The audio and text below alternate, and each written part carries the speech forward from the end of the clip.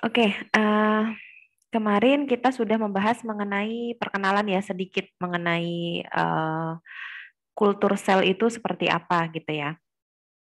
Nah, untuk apa ya, untuk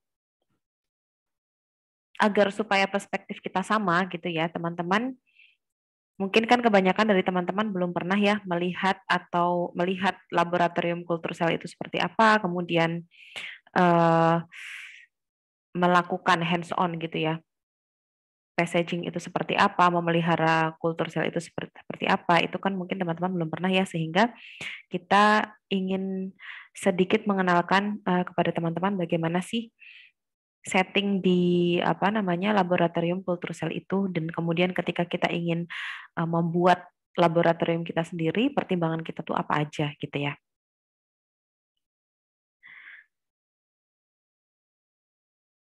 Oke, baik, saya sambil menunggu teman-teman yang belum menyalakan kamera, monggo bisa dinyalakan dulu.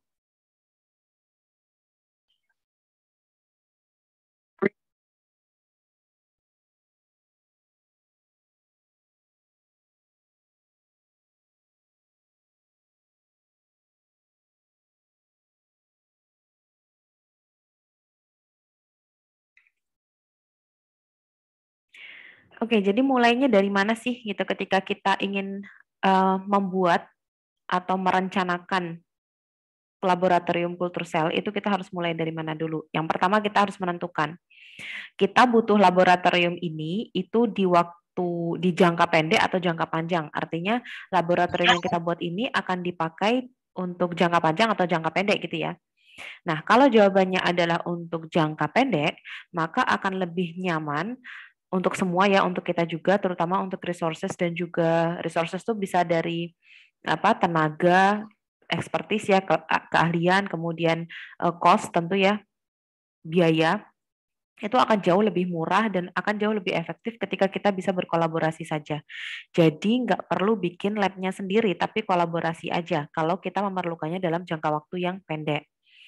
Nah, kalau jangka waktu panjang, berarti kita perlu membuat uh, lab kita sendiri gitu. Karena kalau jangka waktu panjang nggak mungkin kita kolaborasi terus, karena pasti institusi yang diajak kolaborasi, dia juga memerlukan apa ya, barang-barangnya dia gitu loh, labnya dia juga perlukan untuk programnya dia sendiri gitu. Jadi nggak mungkin kalau kolaborasi ini dilakukan dalam jangka waktu yang panjang. Sehingga kalau memang kita ingin membuat apa namanya, um, kita ingin mempunyai laboratorium sel kultur dalam jangka panjang, maka kita harus membuat sendiri gitu. Kita harus merencanakan sendiri, nggak kolaborasi.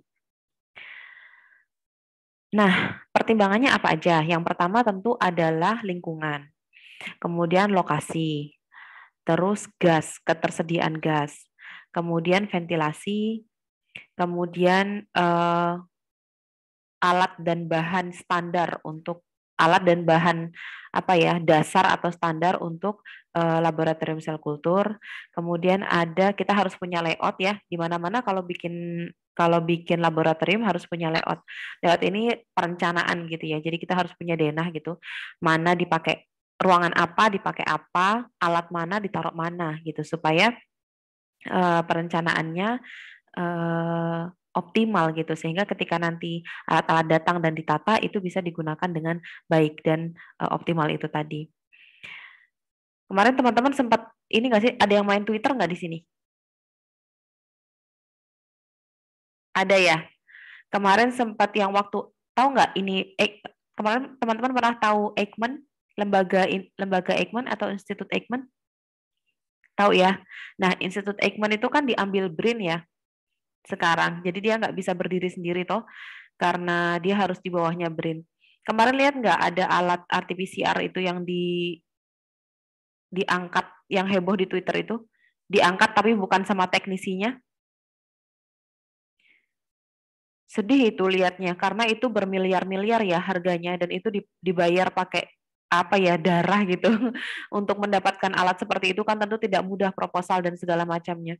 Dan itu dibuat senderan, si alat itu dibuat senderan begini sama teknisinya, tangannya, sikunya. Kan nggak boleh. Alat-alat seperti itu tuh nggak boleh dipindah-pindah gitu. Dan kalaupun memang harus dipindah banget, itu dia harus minta tolong sama teknisinya gitu. Dan teknisi terdekat itu adanya di Singapura untuk Thermo Fisher. Itu kan dia ngambil dari Thermo Fisher. Itu kemarin heboh di Twitter dan saya sempat ngeliatin scrolling-scrolling gitu. Ya Allah, ini kok gini banget. Masalahnya orang-orang di BRIN sekarang itu mereka bukan orang molekuler ya. Ya gimana ya, kepalanya aja Megawati gitu ya, dan dia nggak tahu ilmunya apa, pendidikannya apa gitu.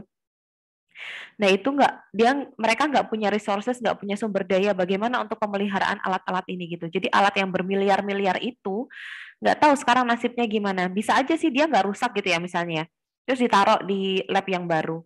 Tapi kita nih sebagai peneliti misalnya, kita tahu bahwa alat itu, mesin itu sudah apa ya, diperlakukan dengan tidak semestinya gitu. Percaya nggak kita sama hasilnya?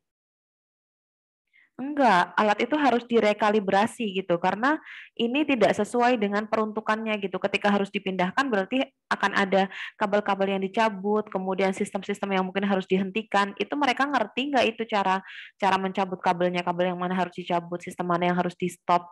Itu mereka ngerti nggak? Itu kan pertanyaan besar gitu. Sehingga ketika kemudian itu digunakan untuk riset, nah ini hasil risetnya ini bisa di apa ya, pertanggungjawabkan enggak gitu dengan alat yang sudah compromise seperti itu. Gitu. Jadi itu dia makanya yang namanya ideal layout ini penting banget ya, karena untuk meletakkan alat-alat seperti itu kita juga harus punya spesifikasi, misalnya harus nggak boleh ditaruh di meja kayak alat PCR yang ada di lab biotek ini kan nggak boleh kalau cuma ditaruh di meja, persyaratannya harus ditaruh di beton gitu yang dia tuh kuat, jadi bukan meja gitu ya, taruh di beton yang dari semen gitu ya, beton cor-coran untuk meletakkan alat itu, sehingga harapannya itu nanti akan lebih stabil gitu, nggak goyang-goyang kayak meja. Terus yang kedua harus ada UPS misalnya supaya apa namanya, ketika alat itu running dan seterusnya dan tiba-tiba mati lampu gitu ya, itu kita punya sistem untuk membackup itu. Itu banyak persyaratan seperti itu dan perencanaan seperti itu ada di ideal layout ini.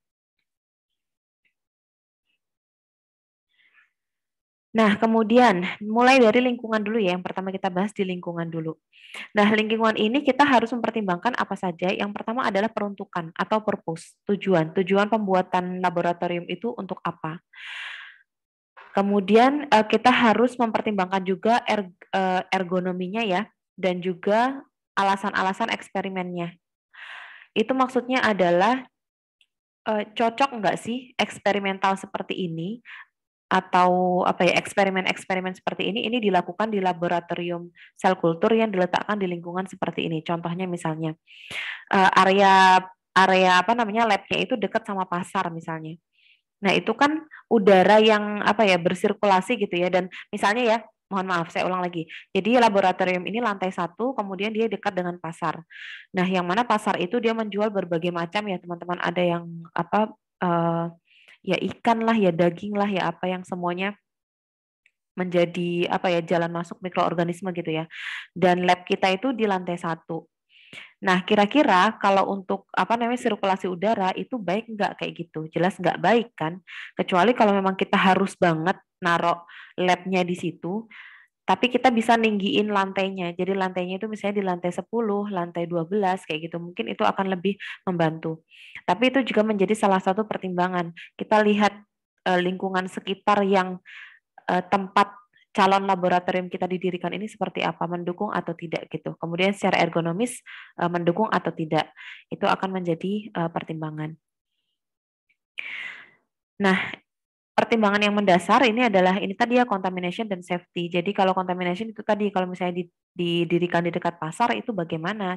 Tentu akan apa ya, risiko untuk ada kontaminasi itu tinggi sekali karena kan pasti yang namanya laboratorium dia punya exhaust system. Yang mana nanti ada udara yang dialirkan keluar, ada lagi yang juga dimasukkan lagi ke dalam, diresirkulasi ke dalam gitu.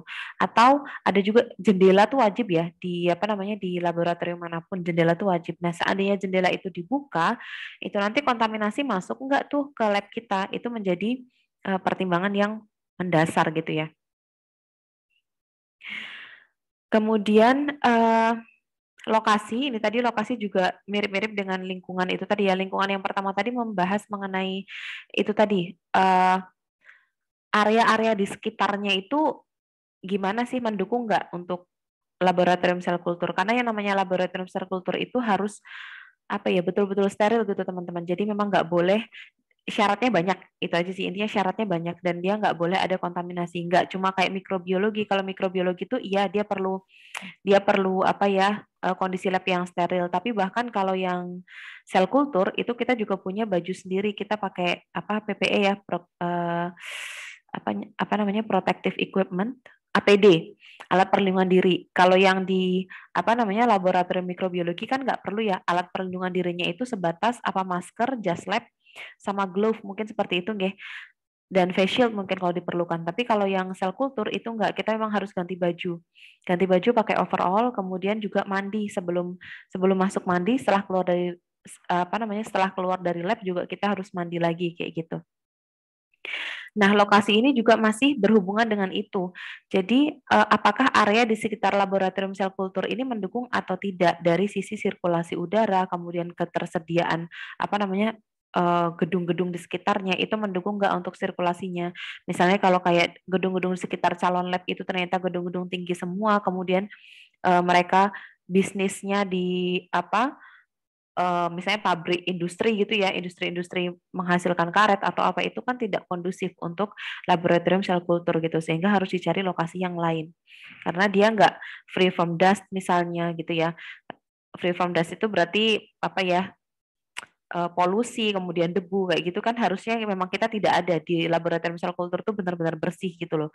Nah, kalau di area sekitarnya di luar laboratorium itu tidak mendukung, maka kan ada banyak kemungkinan bahwa kotoran-kotoran itu nanti akan masuk ke dalam lab kita. Nah, itu tidak bisa di apa ya? Tidak bisa dinegosiasi seperti itu. Kemudian ketersediaan gas ya. Jadi ada yang namanya HEPAS buffered medium. HEPAS ini adalah suatu medium yang digunakan untuk ini buffer ya, sebenarnya buffer yang digunakan untuk apa ya, menstabilkan sel kultur kita.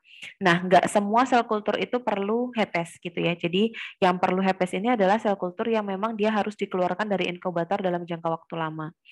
Jadi teman-teman, nanti teman-teman akan lihat inkubator itu kayak apa. Kemarin sudah sempat saya singgung ya, inkubator itu adalah usaha manusia untuk menyamakan kondisi in vivo secara in vitro gitu. Jadi di inkubator itu akan diatur misalnya suhunya berapa, 37 derajat, terus kadar oksigen berapa, 95%, kadar CO2 berapa, 5% misalnya kayak gitu ya. Nah, kita tuh kan perlu ngecek gitu ya, kita perlu ngecek sel kultur kita gitu, udah penuh apa belum. Kalau udah penuh nanti harus disubkultur, atau misalnya kita harus mengganti apa, mediumnya setiap hari kan, medium kita harus diganti setiap hari, jadi kita harus nengok dia setiap hari, apa mediumnya udah kotor apa belum. Kalau udah kotor segera diganti meskipun belum 24 jam misalnya kayak gitu. Nah, berarti kan kita harus mengeluarkan flask itu, kita harus mengeluarkan kultur sel itu dari dalam inkubator ke dalam safety cabinet gitu ya. Nah, ini kalau kita mengeluarkan ini dalam waktu lama, mediumnya tuh nggak stabil kalau kita pakai medium biasa. Jadi mereka nanti lama-lama akan hipoksik gitu dan mati karena kondisinya tidak memenuhi syarat kalau di BSC aja. Dia harus ada di inkubator. Sehingga kalau memang pemeriksaan kita atau pengujian kita itu membutuhkan eh, sel kultur kita keluar dari inkubator dalam waktu lama, maka kita harus menggunakan HPS buffered medium supaya lebih stabil. Nah, kemudian inkubatornya ini juga harus dilengkapi dengan 2 tabung CO2. Kenapa 2 tabung CO2? Karena pernah nih kejadian di lab saya waktu itu, lab tempat saya kerja. CO2-nya habis teman-teman. Terus nggak ada backup gitu ya. Akhirnya selnya mati semua karena nggak ada CO2-nya gitu selama 24 jam. Jadinya hal ini kan sangat merugikan gitu ya, merugikan banyak lah dari segi apapun rugi gitu, dari segi tenaga rugi, waktu rugi, biaya rugi, apa-apa rugi. Jadinya memang kalau minimal itu harus ada tiap inkubator tuh harus ada 2 supply tabung CO2. Dan ini harus disetting sedemikian rupa sehingga apabila satu tabung itu habis, mati ya berarti, itu tabung yang satunya bisa langsung mengisi seperti itu. Dan ini harus dicek secara berkala, kan ada kayak kalau kayak Kalau kayak gas itu kan ada apa sih semacam regulator ya yang kita bisa lihat tuh tinggal seberapa sih gasnya kayak gitu. Nah, itu kita harus cek secara berkala masih apa enggak gitu. Nah, ini gambarnya inkubator. Jadi inkubator ini kalau di bawah kayak gini, ini juga nggak ergonomis teman-teman, karena berarti kalian harus jongkok-jongkok. Kalian kalau buka kulkas jongkok nggak? Kulkas kalian di rumah. Kalau buka freezer mungkin nggak jongkok ya. Tapi kalau misalnya kulkasnya 2 pintu, buka freezer mungkin nggak jongkok. Tapi kulkas yang bawah kan pasti jongkok. Nah, itu namanya nggak ergonomis. Karena seharusnya kita bisa melakukan dengan yang paling enak kan berdiri ya, kita nggak harus merubah apa ya posisi ketika mau memasukkan sesuatu. Ini juga sama. Ketika inkubator ditaruh di bawah, ini namanya jadi tidak ergonomis karena kita harus jongkok, terus kita harus mungkin naruh dulu nih flash kita di lantai atau ditaruh di atas inkubator, 2 tangan kita buat ngebuka pintu inkubator. Atau kalau kita mau maksa pakai satu tangan ngebuka inkubatornya, ini flash kita nih bakalan goyang-goyang gitu. Nah, ini nggak bagus kayak gini. Bagusnya adalah inkubator ini ditaruh selevel sama kita. Jadi kita nggak perlu merubah posisi. Jadi kita buka, kita nggak perlu jongkok, sehingga apa namanya flash kita aman juga gitu. Dan kalau bisa lagi kalau ditaruh di meja, flash kita bisa ditaruh meja karena meja ini nggak di bawah gitu ya. Artinya kalaupun ada debu dan polusi di situ ya, artinya ada kotoran di situ, ada partikel-partikel di situ, itu nggak akan sebanyak di lantai. Kalau kayak gini kan gimana nih, flash kita mau ditaruh mana dulu? Padahal nih, kalau katakanlah nih teman-teman mau bilang flashnya ya udah taruh aja di BSC-nya dulu gitu, ininya dibuka dulu, baru nanti kalau ini udah dibuka, flashnya kita masukin. Ini pintu nggak boleh dibuka lama-lama teman-teman, karena kalau dibuka lama-lama CO2-nya nambah, terus temperaturnya akan berubah gitu. Jadi kita tuh kalau mau masukin sama mau ngeluarin apa flash kultur di sini, itu tuh kita ngebukanya cuma kayak ngintip gitu loh. Jadi memang pintunya tidak boleh dibuka terlalu lebar seperti itu. Nah, ini kan cuma kelihatan satu ya tabungnya. Aturan sebenarnya ada 2 kayak gini. Jadi masing-masing tabung ini isinya CO2 dan ini bisa saling melengkapi seperti itu.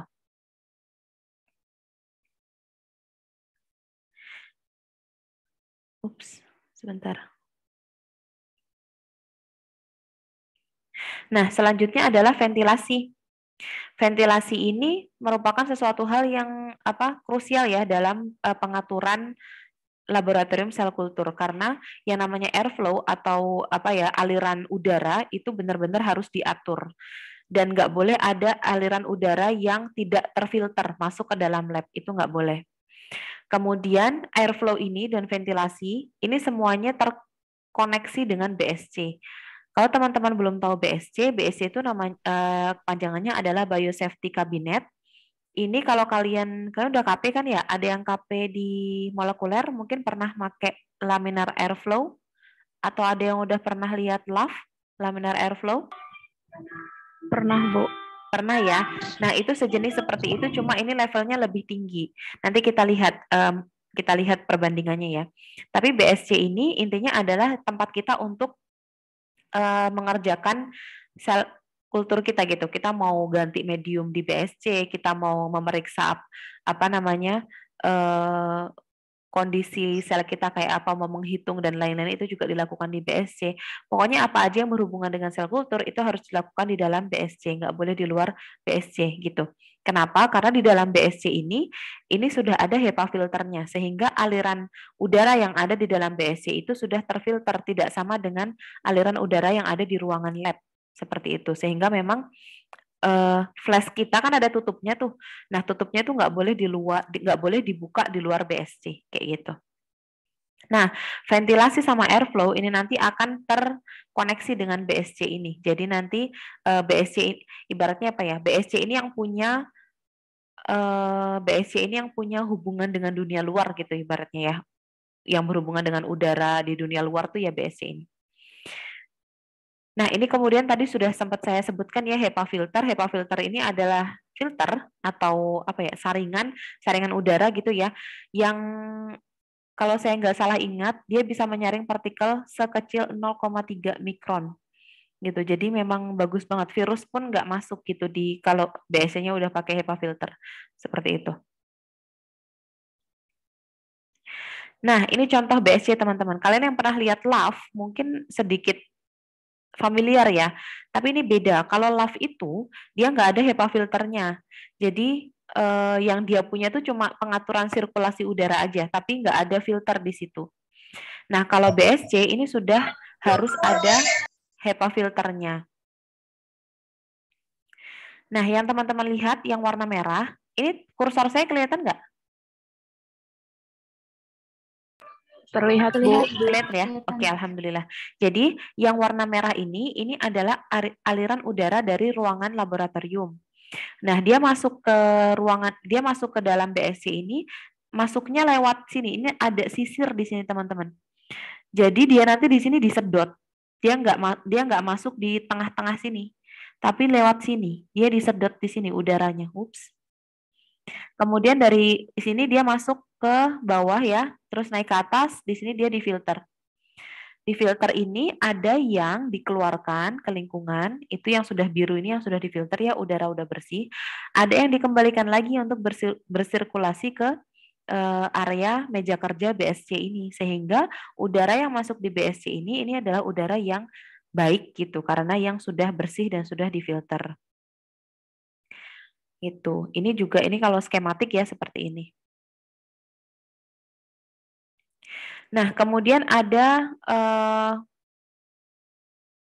peralatan dasar yang harus dimiliki oleh laboratorium sel kultur.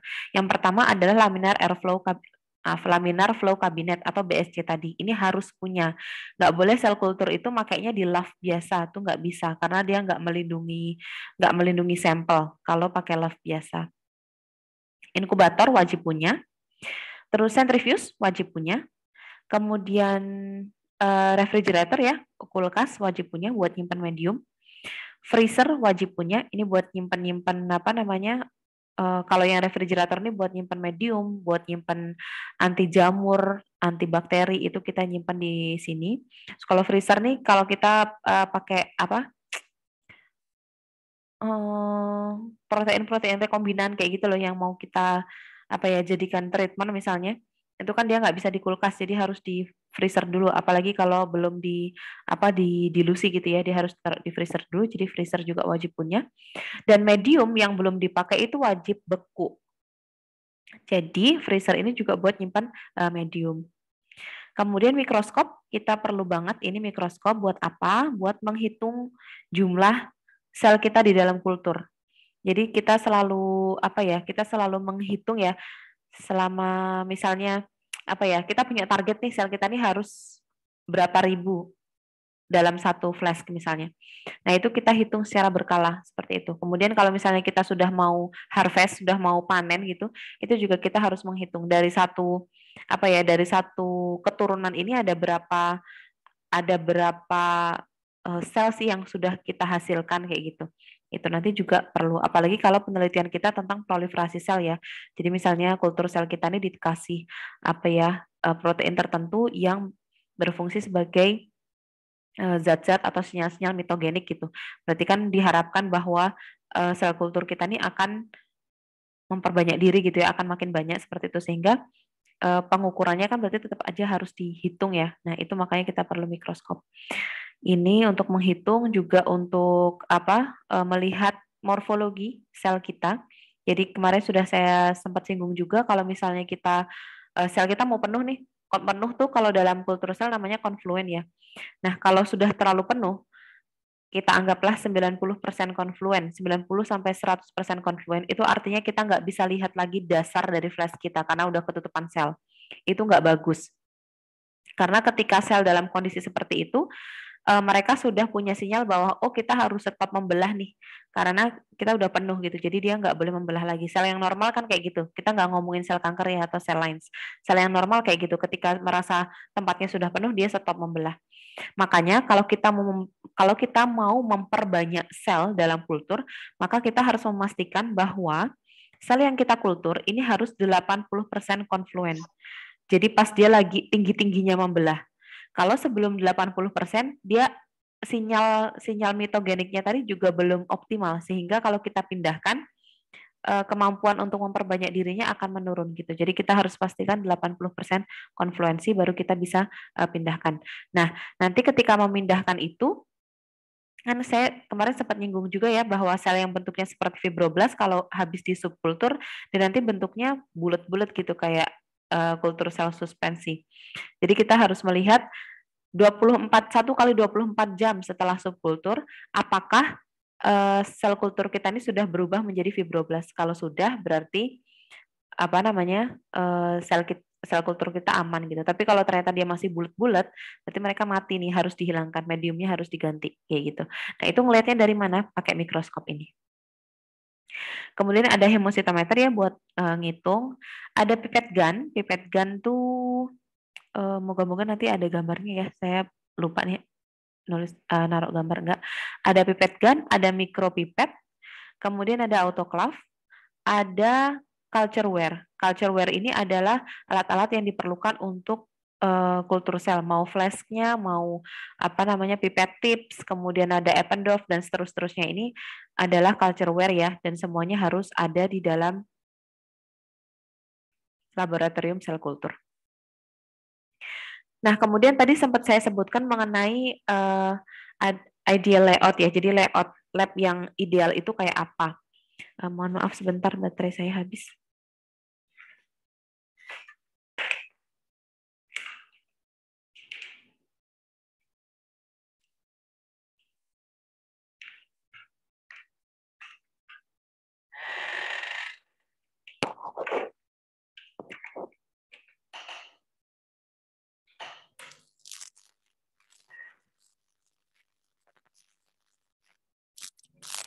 Waduh.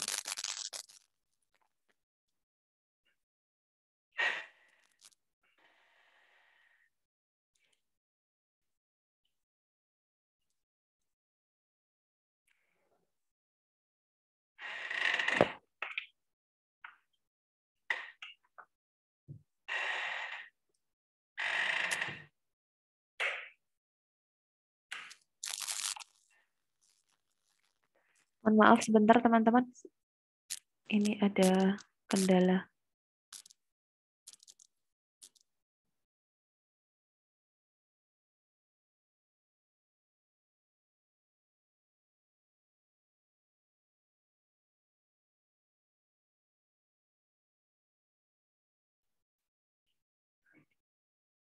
Oke, jadi di sini suara saya masuk ya?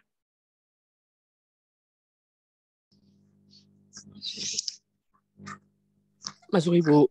Oke, alhamdulillah. Jadi di sini yang teman-teman lihat ini adalah layoutnya dari apa namanya? Contoh layout dari laboratorium sel kultur ya. Nah, kalau kita punya resources yang banyak, kita punya apa pendanaan atau funding yang besar, kemudian ada lokasi yang sesuai, kita bisa membuat menjadi 2 ruangan seperti ini. Jadi ruangan yang pertama ini adalah ruangan preparasi ya teman-teman.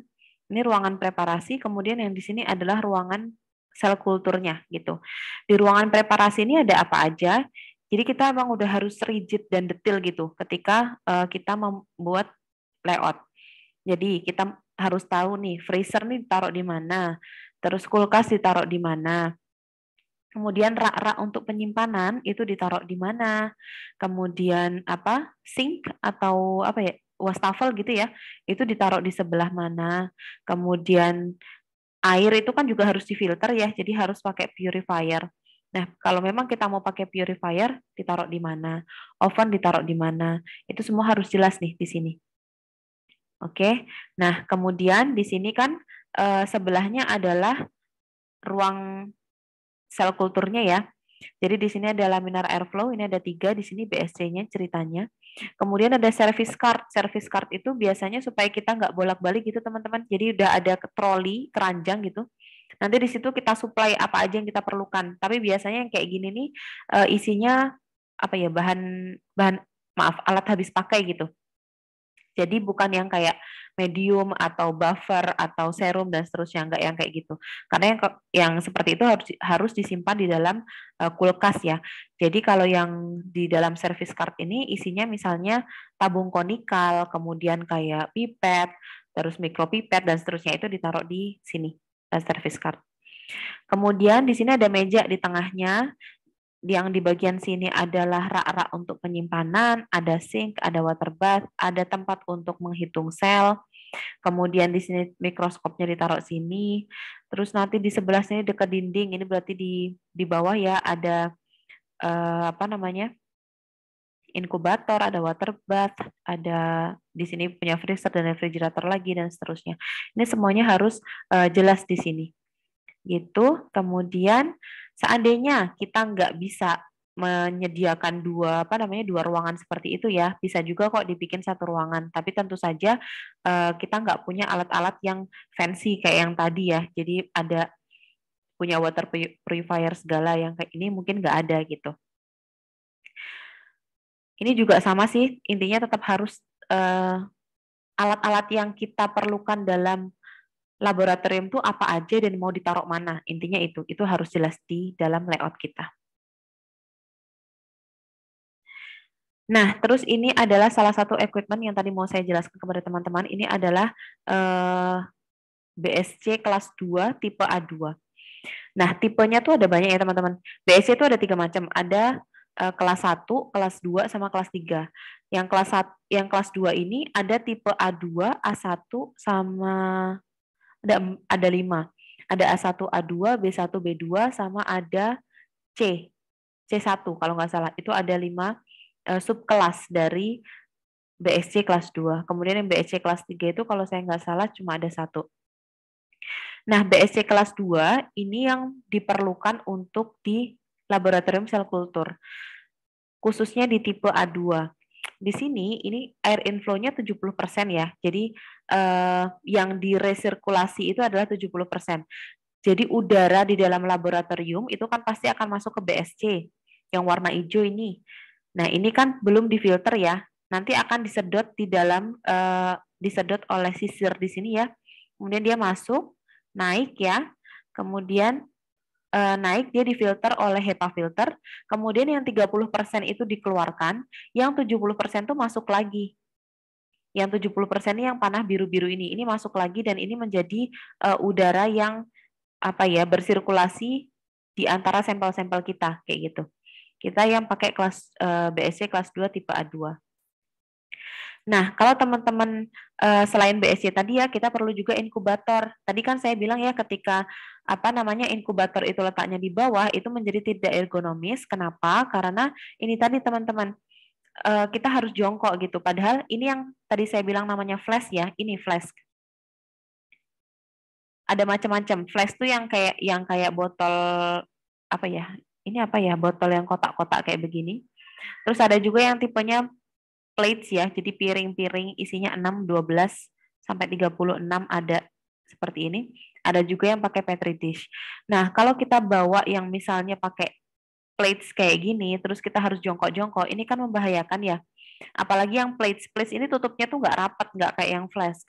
Ini tuh tutupnya agak, kalau kata saya tuh kocak gitu loh. Jadi kalau mau ditaruh di bawah dulu, ini tuh nggak aman gitu. Sehingga yang ergonomis tuh ya begini, inkubatornya harus ada di atas meja gitu. Jadi ini selevel sama kita yang sebagai penelitinya kayak gitu. Jadi kita nggak perlu jongkak-jongkok. Teman-teman yang belum sarapan, sambil sarapan boleh, sambil minum juga boleh, monggo ya, nggak apa-apa. Kemudian ini juga contoh yang lain ya teman-teman, yang ergonomis itu juga yang seperti ini. Lihat ya bedanya, kalau dia inkubatornya ditaruh di atas meja, ini tuh si penelitinya nggak harus jongkok-jongkok. Terutama teman-teman, inkubator tuh biasanya ditumpuk. Jadi flashnya ditumpuk kayak gini, seperti yang kalian lihat di gambar ini. Bayangkan kita harus memilih flash mana yang harus dikeluarkan gitu. Itu kayak apa? Jadi kita harus jongkok, kemudian flashnya harus dipindah-pindah gitu kan, kocak-kocak gitu. Nah ini sangat tidak ergonomis. Jadi nggak bagus kalau inkubatornya ada di bawah. Terus centrifuge itu perlu banget, terutama kalau kita mau melakukan passaging, yang mana passaging itu atau subkultur ya, itu merupakan agenda rutin gitu di laboratorium kultur sel, sehingga yang namanya centrifuge ini perlu kita punya.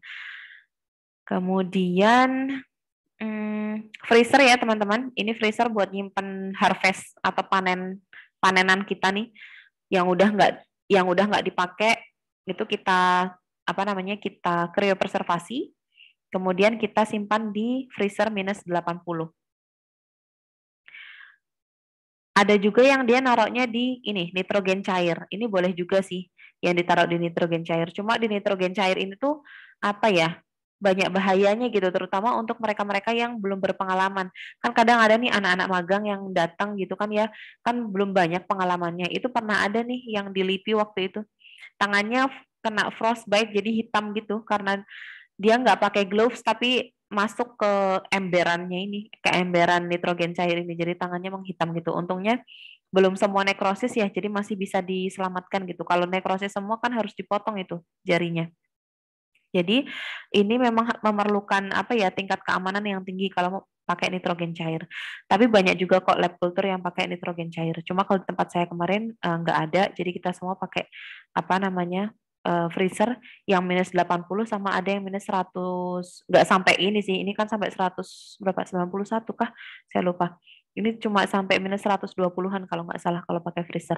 Tapi itu juga udah cukup kuat sampai bertahun-tahun sel kita. Nanti direkonstitusi lagi masih masih bisa. Direkonstitusi lagi itu berarti setelah sel itu ditidurkan dalam es gitu ya di kriopreservasi, kemudian dia dihidupkan lagi itu bisa.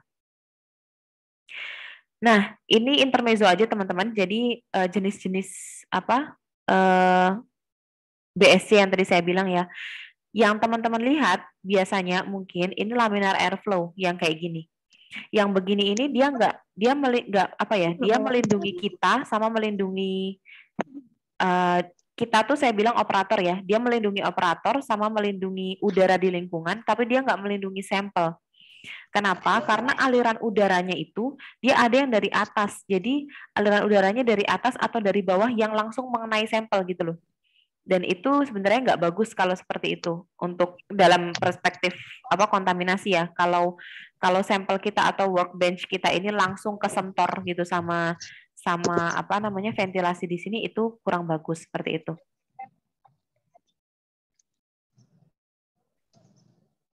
Kemudian kalau yang kedua ini tipe B2 ini bedanya sama yang A tadi adalah jumlah filternya. Kalau yang B1 sama B2 ini jumlah filternya lebih banyak. Kemudian antara B1 sama B2 ini yang beda adalah berapa persen udara yang diresirkulasi dan dibuang. Kalau tipe B1 itu udara yang diresirkulasi itu cuma 30%. 70%-nya dibuang. Kalau yang B2 itu 100% semuanya dibuang. Jadi nggak ada udara yang diresirkulasi. Artinya nggak ada udara yang masuk lagi ke laboratorium.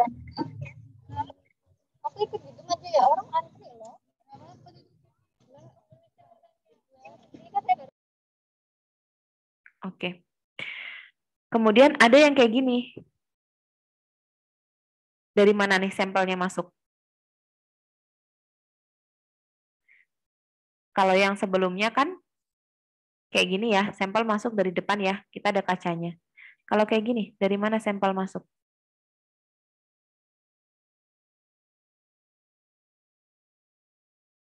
Dari sini. Dari yang kotak, Bu. Iya, dari kotak. Kenapa kok dari sini?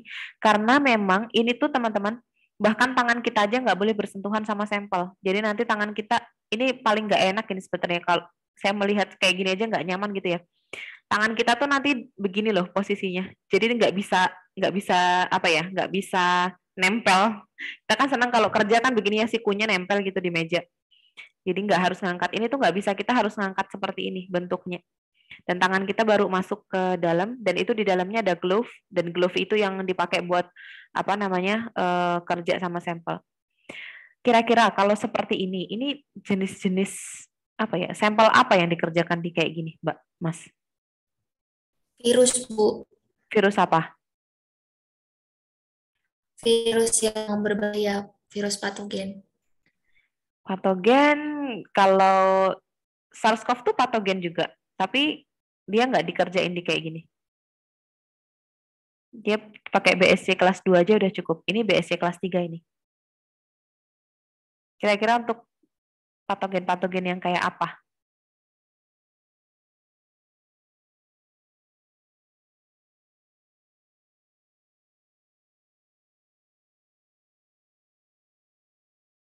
Ini dipakai buat patogen yang tidak ada obatnya. Kayak Ebola, kemudian HIV, yang patogen-patogen di BSL 4, yang di biosafety level 4, itu dia harus pakai BSC kelas 3, karena dia nggak ada obatnya.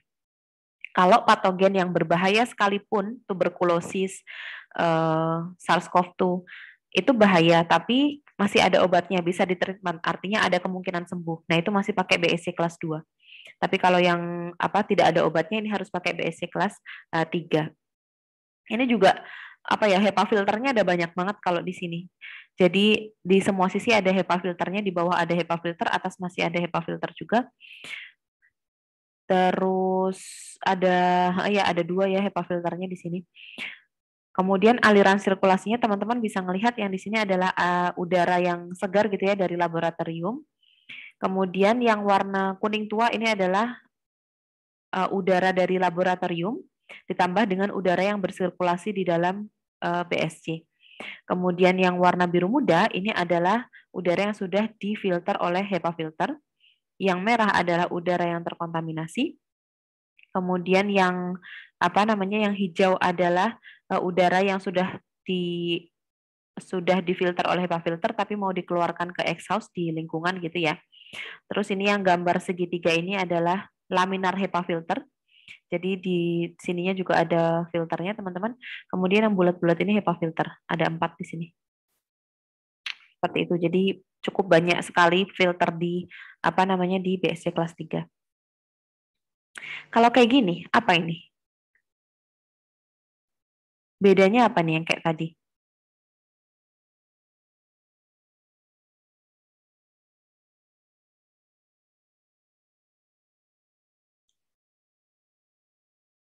BSC-nya kelas berapa kira-kira? Kelas 3 bukan? 2, Ibu. Iya, BSC-nya kelas Bukan, 2. Bu.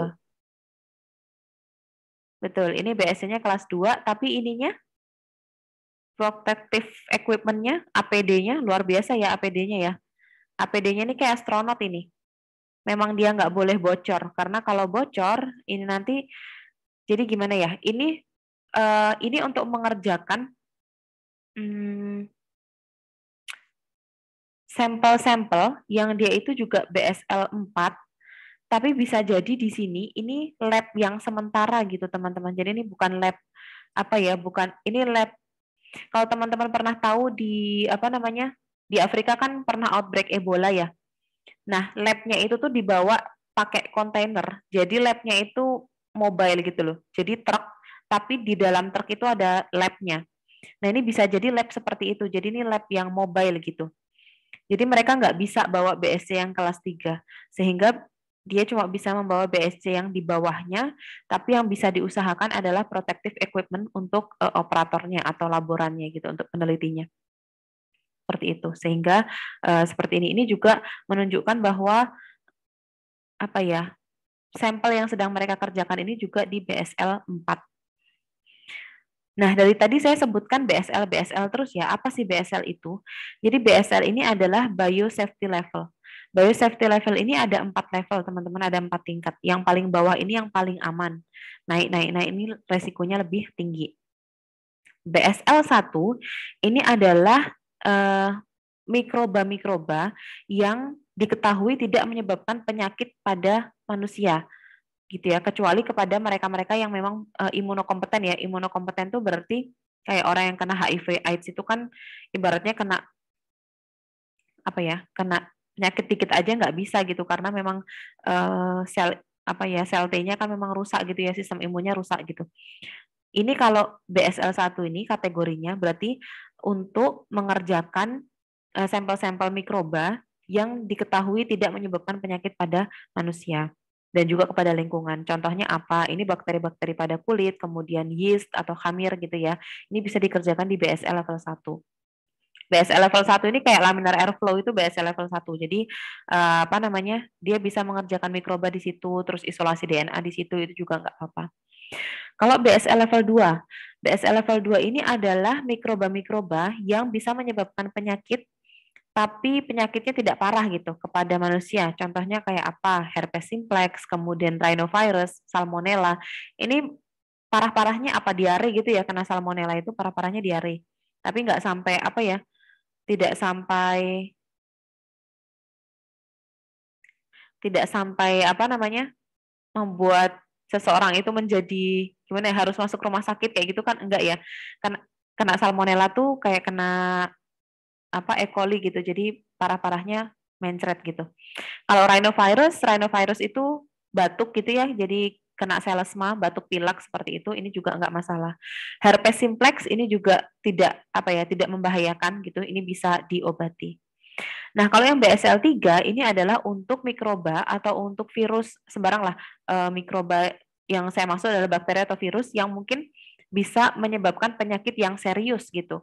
Penyakit yang serius dan berpotensi kematian seperti itu. Contohnya apa? Tuberkulosis, SARS-CoV-2 seperti itu ya. Kemudian apa namanya, avian influenza yang apa, flu burung itu ya. Itu kan berpotensi untuk menyebabkan kematian. Dan kalau kena ini penyakit-penyakit, kalau kena apa, patogen-patogen ini menyebabkan operatornya bisa terkena penyakit yang serius gitu. Ini yang di BSL-3. Kemudian di BSL-4 ini adalah untuk mikroorganisme baik bakteri maupun virus yang dia bisa menyebabkan penyakit yang serius, kemudian berpotensi untuk apa namanya, life threatening ya. Life threatening itu berarti berpotensi ada fatalitas atau ada kematian di situ, dan tidak ada vaksin atau tidak ada obatnya. Itu di BSL-4. Ini contohnya Ebola sama smallpox. Ini kalau di BSL-4 ini kerjanya di tempat kayak ini tadi, seperti ini dan ini, kayak gitu. Itu aja kayaknya teman-teman yang bisa saya sampaikan pada pagi hari ini. Sebelum teman-teman bertanya, bisa mengerjakan kuis dulu. Silahkan buka chat. Waktunya 5 menit ya teman-teman dari sekarang. 10.55 selesai.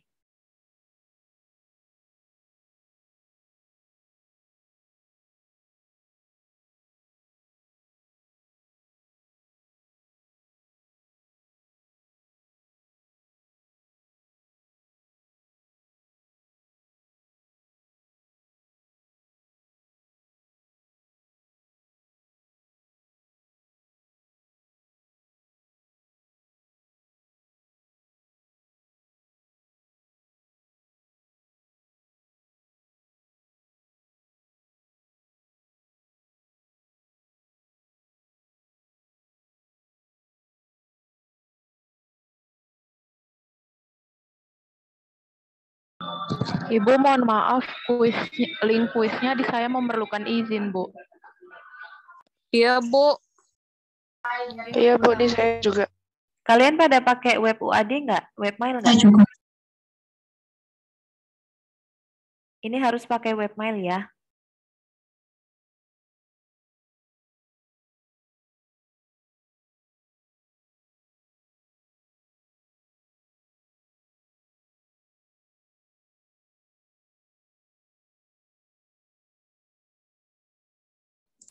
Ibu, mohon maaf, mau bertanya, Bu. Untuk jawabannya pakai bahasa Inggris atau bahasa Indonesia, Bu? Bahasa Inggris lebih baik. Baik.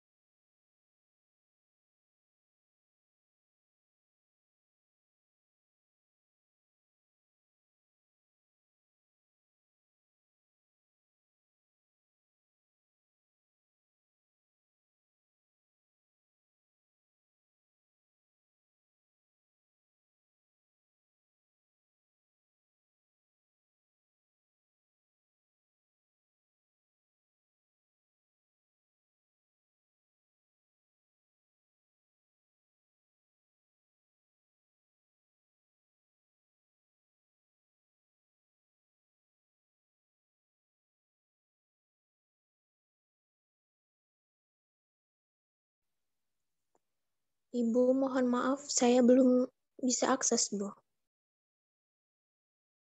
Pakai email apa, Mbak?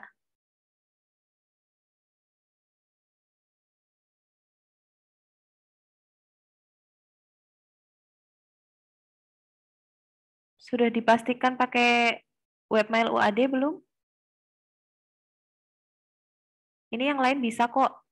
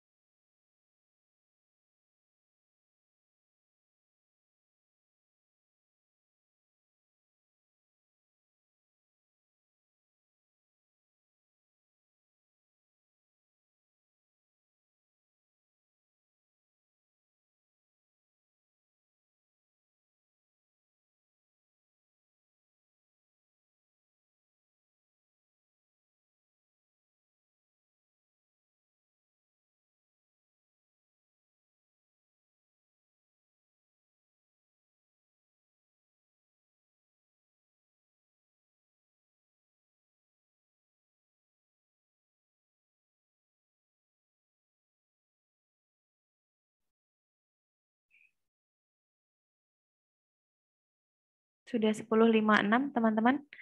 Ibu Saya saya tutup belum ya. bisa. Maaf. Nggak bisanya kenapa? Udah coba di laptop, udah coba di HP nggak bisa, Bu. Udah ini belum dikeluarkan webmail apa namanya Gmailmu udah dikeluarkan belum? Udah. Tapi nggak tahu mau caranya gimana. Pelajari.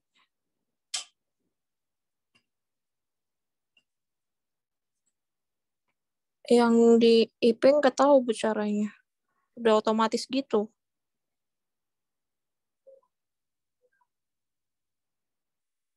Bentar.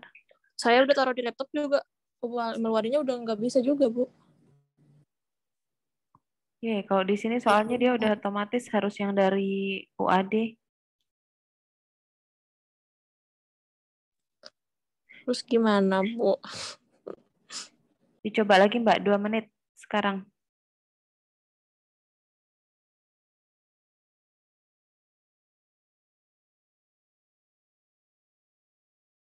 Alhamdulillah udah, Bu, bentar saya. Sampai 10.59.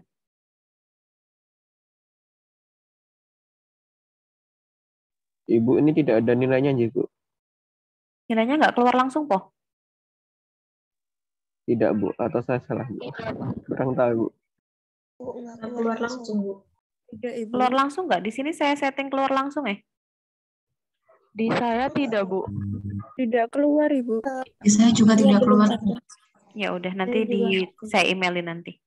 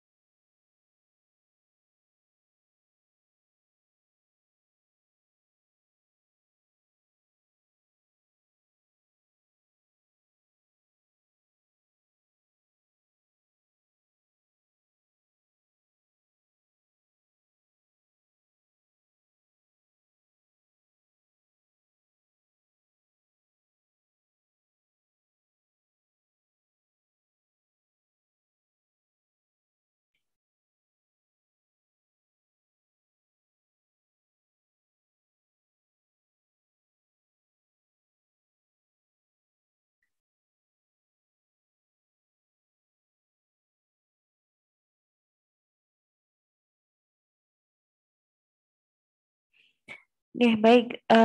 Sudah, apakah dari teman-teman ada pertanyaan?